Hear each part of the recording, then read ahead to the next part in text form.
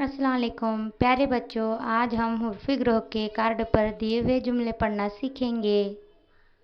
धोबी आया कपड़े लाया। अबरार देखो झालावारी देखो। खेत में बड़ा अजदहा है। सर्कस में हाथी है। बंदर शोर मचाने लगे। परिंदे शाख पर बैठे हैं। आदमी शॉल लाया।